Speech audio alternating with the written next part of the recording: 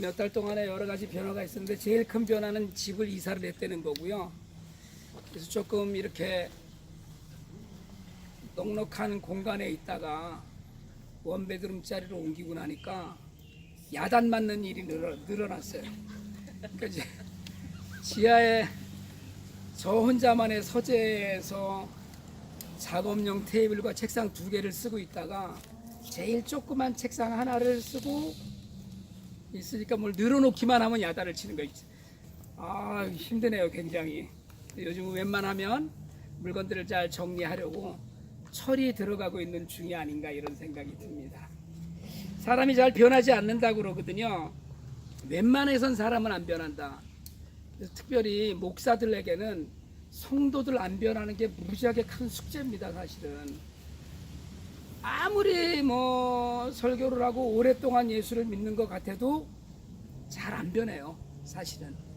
자기 주관이 있고 자기 생각이 있고 자기가 옳다고 믿는 바가 있어서 말씀을 아무리 듣고 아무리 그 말씀에 젖었다고 해도 변하진 않아요. 그래서 말씀을 해석할 때마다 자기 중심으로 해석하거든요, 말씀을 해석할 때마다. 그래서 우리가 누가 평소 같지 않으면 해가 서쪽에서 떴냐 뭐 이제 이런 얘기 하거든요. 혹시 그런 얘기 들어보셨어요? 해가 서쪽에서 떴냐고? 아닌 척하고 얼굴을 굳게 하고 계시네. 오늘 정말 해가 인생에서 서쪽에 떴던 사람 한 사람을 소개하려고 하는데요. 역사상 가장 극단적인 변화를 겪고, 근데 그 변화를 겪은 데서 끝나지 않고 그 변화를 끝까지 유지했던 사람이죠. 사실은 우리는 좀 변했다, 좀 달라졌다, 조금 사람이 괜찮아졌다 싶었는데 다시 원점으로 돌아가는 경우가 너무 많습니다. 근데 이 사람은 완전히 변하고 나서 그리고 그 변한 자리를 벗어나 본 적이 없어요. 오늘 우리가 사울이라고 해서 읽었는데 사도행전 13장 9절에서는 바울이라고 하는 사울이라고 해서, 사울은 히브리어식 발음이고 바울은 파울로스라고 하는 헬라어식 이름인데 가장 극적인 사람으로 소개된 사람이 사울입니다. 우리가 너무나 잘 알다시피, 그리고 사도행전 9장에서 그동안 매일 성경 말씀으로 묵상하셨듯이 사실은 예수를 믿는 사람들을 잡아서 죽이는 일에 가장 열성을 냈던 사람 중에 한 사람입니다. 그러니까 우리가 흔히 얘기하는 다메섹 도상의 사건이다. 우리가 이제 개역개정 번역을 이야기해서 다메섹 도상, 우리가 다마스커스 가는 길을 얘기하는 거죠. 다마스커스 가는 길에서 이 사건 때문에 이 사울이 변화된 것, 가장 성경적으로 역사적으로 가장 위대한 변화 중에 하나였습니다. 그러니까 다마스커스에는 당시에 각 회당이 여러 개가 있었는데 회당마다 예수 믿는 사람들이 출입을 하고 있었어요. 그러니까 이 사람들을 이제 잡으러 간 거거든요. 잡으려고 예루살렘에서 자기가 총대를 메고 내가 다 이 일을 하겠습니다라고 해서 갔는데, 이게 당시로는 가장 의롭게 여긴 일이에요. 꼭 해야 되는 일이고, 하나님을 섬기는 사람이라면 이 일은 무조건 해야 된다. 예수 믿는 것들은 다 잡아야 된다. 이제 그 일에 사울이 피가 끓었거든요. 근데 가던 길에 우리가 너무나도 잘 알듯이 주님을 만났어요.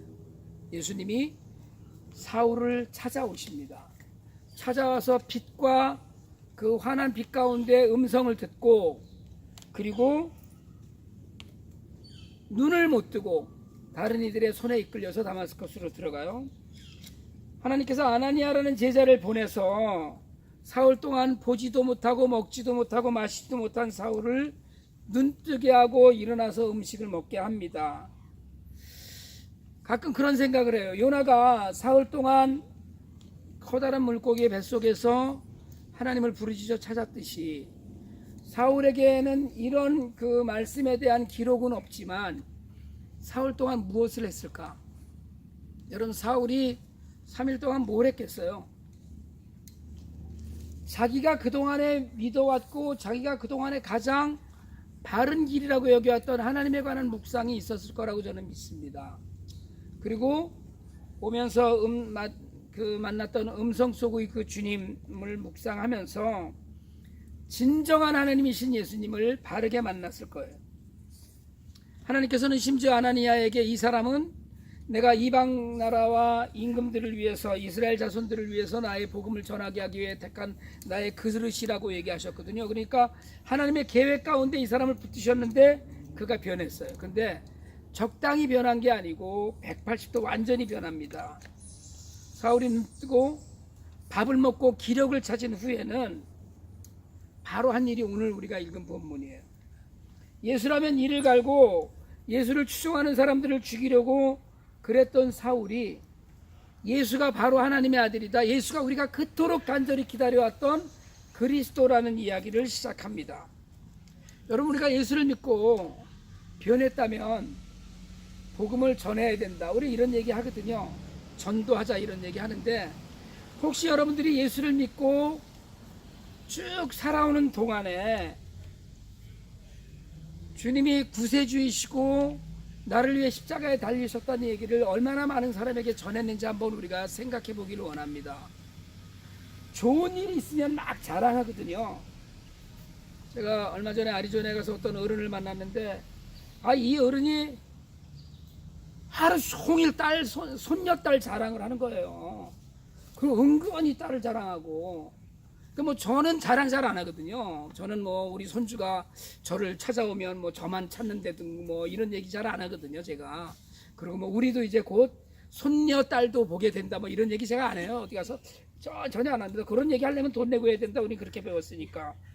이분이 그래서 손주 자랑하려면 500원씩 내야 된대요. 그랬더니 10,000원이라도 내요 이러시더라고. 좋으면 자랑하고 싶어지는 거거든요. 복음을 전한다는 건 좋다는 거예요. 내가 받은 이 복음이 정말 좋은 일이다, 너무 좋은 일이 있으면 사실은 얼굴에 감추지 못하거든요. 좋은 일 있어? 이렇게 묻잖아요. 근데 좋은 일이 있는데도 얼굴에 이렇게 우리가 크레물린처럼 얼굴을 붓게 하고 있는 사람 정말 무서운 사람입니다. 근데 좋은 일이 있으면 자꾸 자랑하고 얘기하고 싶어지는 거예요. 그런데 그 표본이 사울이에요. 너무 좋았어요. 예수님을 만나고 두려웠겠지만, 앞을 보지 못하고 식음을 전폐했지만 그 삶의 변화가 찾아왔어요. 그래서 예수님에 관한 이야기를 멈출 수가 없었습니다. 너무 좋았으니까. 성경은 그가 눈을 뜨고 보게 되고 음식을 먹은 후에 기운을 차리고 곧 회당에서 예수가 하나님의 아들이심을 선포했다고 이야기해요. 곧이 즉시 기운 차리자. 너무 좋으니까. 회당마다 다니면서 사람 잡아내라는 공문을 들고 왔는데, 예수 믿는 사람을 잡으라는 공문을 들고 왔는데, 이게 완전히 미쳐갖고 제정신이 아닌 거예요 지금. 오히려 예수를 믿으라고 전하기 시작을 한 거죠. 천하에 몹쓸 사람이 예수다 이렇게 얘기를 하려고 하다가 바울이 완전히 달라졌어요. 그러니까 이렇게 바울이 이렇게 되니까 오늘 성경이 이야기했듯이 주변 사람들이 당황하기 시작을 했어요. 같이 뭔가 좀 작당을 해서 예수 믿는 사람들을 잡아오고 이러려고 해서 가까이 지내던 사람들이, 유대인들 다 알고 있었거든요. 다 사울이 지금 거기를 왜 왔는지. 근데 오히려 옹호하고 있으니까 유대인들이 당황했습니다. 개역개정이 이걸 당혹스러워했다고 번역을 했는데요. 오늘 본문을 읽다가 보면 사람들이 예수가 아니라 예수가 하나님의 아들이라는 그 복음 때문에 당황한 게 아니라 사울의 변화에 큰 충격을 받은 거예요.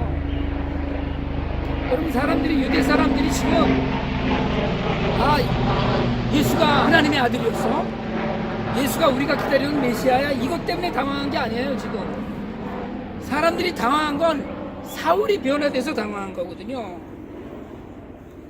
절대로 받아들일 수 없었던 일, 절대로 받아들일 수 없는 얘기를 하는 그 내용이 아니라 사울 때문에 당황을 했어요.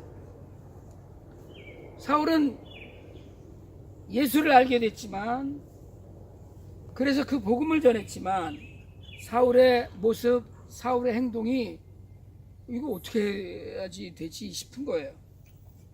여러분, 예수를 믿는다는 건 변화된다는 걸 말합니다. 변화는 삶으로 나타나요. 그러니까 예수를 믿게 되면 우리 교회에 출석하잖아요. 주일날 화창한 일요일날, 오늘같이 이렇게 화창한 일요일날 어쩌다가 지금 야외에 나온 것만 해도 참 기쁘고 감사한 일이긴 하지만 우리는 평상시에는 주일날 교회가 아니라 교회로 모이거든요. 교회에 모여서 하나님을 찬양하고 하나님의 말씀을 들어요. 예수를 믿으면 공동체인 교회를 생각하고 성경 말씀이 가르치는 이웃을 생각합니다. 자신의 시간을 들여서 예배드리고 봉사하고 자신이 가진 것을 들여서 선교하고 가난한 이웃을 도와요. 교회 공동체의 일원으로 시간을만 드리는 것이 아니라 자신이 애써 번 돈으로 헌금도 하고 교회가 가려는 방향으로 함께 걷고 싶어 합니다. 모이면 배우고 그리고 하나님을 찬양하고 흩어져서 말씀대로 살려고 노력해요. 그게 예수를 믿어서 변화된 사람의 모습이에요. 변화된 바울은 이렇게 자신의 삶에서 변화가 드러나서 세상을 당황하게 했어요.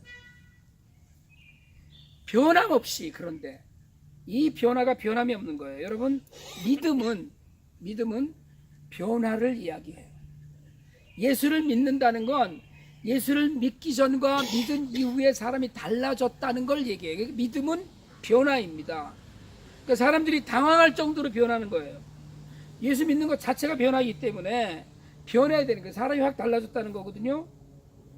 그 변화의 첫 번째는 마음이 변하는 겁니다. 사람 마음속은 아무도 모른다고 하지만 예수 믿는 마음은 사실은 믿기 전의 마음과 좀 달라야 돼요. 세상을 보는 눈의 기준이 달라야 되고요. 그리고 자기 마음속에 품은 여러 가지 것들이 정말 예수님의 말씀과 같이 가고 있는가에 대한 마음의 번민이 좀 있어야 됩니다. 그러니까 변화된 사람은 마음으로 고민해요, 사실은. 그리고 생각이 변화됩니다.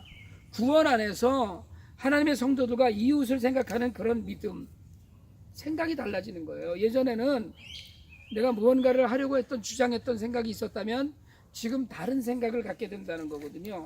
그래서 마음과 생각이 변하면 세상에서 변해요. 뭐 세상의 친구들과도 늘 교제하겠지만 제가요, 저희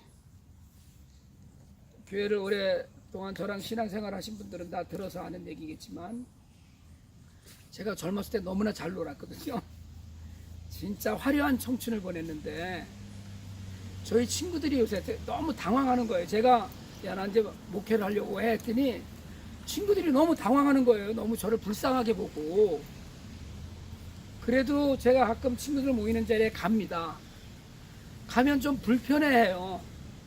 술 마셔야 되니까. 그래서 내가 주님의 이름으로 주님을 따른다 내가 술도 따라주고 하거든요. 근데 변화된 거예요. 변화된 거. 그 친구들이 당황해요. 그러거나 말았거나 어쨌든 제 삶의 모습은 전과 지금은 달라졌다. 사람들이 우리의 삶을 보고 당황하고 있는지 이건 한번 우리가 스스로 생각해 봐야 됩니다. 그리고 예수를 믿고 변화된 사람의 가장 중요한 변화는 가치관의 변화예요. 여러분, 가치관이라는 건 우선순위를 이야기하는 겁니다. 가치관 이퀄 우선순위예요. 가치관이 변했다는 건 우선순위가 달라졌다는 거예요. 그러니까 내가 전에는 세상에서 돈 벌고 성공하고 잘 무엇인가를 이루어가고 정말 자식이 잘 되고 집안이 잘 되는 것이 1번이었다면 예수를 믿고 변화된 사람은 하나님이 가장 중요하고 하나님의 나라가 가장 중요해서 너희는 먼저 그의 나라와 그의 의리를 구하라 그리하면 그 위에 이 모든 것을 더하시리라는 주님의 말씀을 믿고 따르는 걸 이야기해요.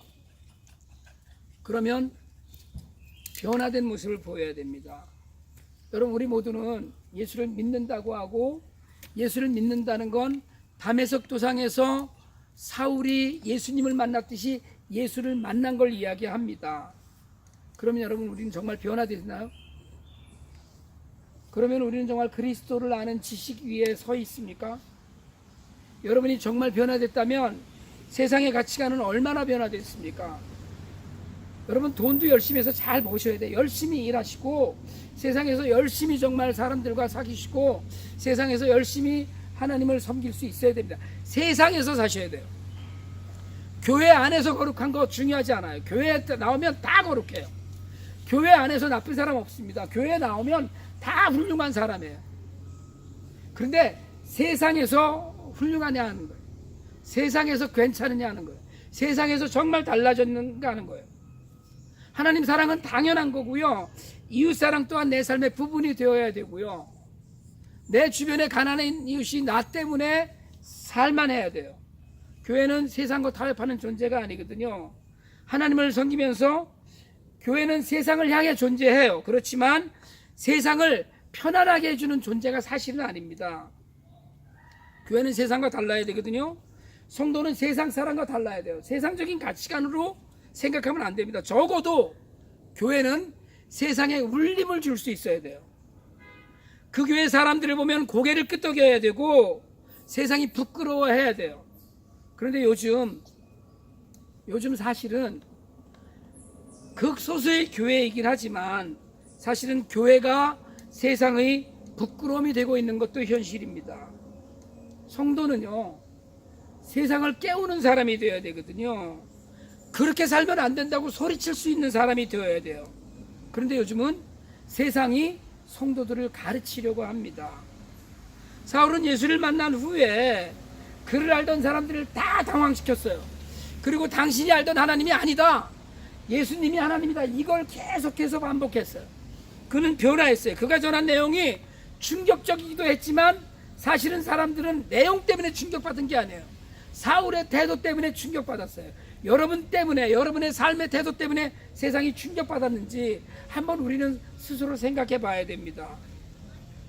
혹시 여러분 자주 만나시는 분들이, 내 가장 가까운 이웃인 가족들이 우리의 삶을 보고 당황하는 일은 있었는지, 아니 왜 이렇게 변했어? 이런 이야기를 우리가 들어봤는지 우리 한번 묵상해 봐야 됩니다. 우리가 여전히 세상과 똑같고 여전히 복음을 전하는 일에서 멀어져 있고 세상과 구분되지 않는다면 아무도 우리를 보고 놀라지 않을 거예요. 우리는 똑같잖아요. 오늘도 이 자리에 얼마나 많은 교회들이 와 있고 얼마나 많은 사람들이 여기 놀러와 있습니까? 변화되지 않고 본보일 수 있는 게 없다면 우리는 똑같은 야외에 놀러 온 사람들밖에 되지 않을 거예요. 바라기는 여러분들의 삶이 변화된 삶이 다른 이들을 좀 당황시키기도 하고 세상이 우리의 변화를 궁금해하면 좋겠어요. 어떻게 그렇게 됐어? 여러분 혹시 그런 얘기 들어보셨습니까? 제가 아까 말씀, 우리 그 친구놈들은 가끔 그렇게 얘기해요. 넌 어쩌다 그렇게 망가졌어? 이렇게 얘기하거든요, 서로. 여러분은 어쩌다 그렇게 망가졌냐는 이야기 한번 듣고 사실 수 있길 바랍니다. 어쩌다 그렇게 변화됐느냐, 사람들이 궁금해하는 삶이 되시길 바랍니다. 여러분이 정말 세상에 나가서 변화된 모습, 남들이 궁금해하는 모습, 남들이 당황해하는 그런 모습을 보여준다면 교회는, 하나님의 말씀은 정말 아주 든든하게 널리 전파되리라고 믿어요. 제가 어쩌면 오늘이 담임 목사로서 마지막 설교일지 모르겠지만 여러분께 부탁드리고 싶은 것은 사람들이 궁금해하는 삶을 사세요. 그러면 교회도 부흥하고 여러분도 영적으로 하나님의 은혜를 정말 전하면서 여러분의 삶도 풍성해질 줄 믿습니다. 기도드리겠습니다.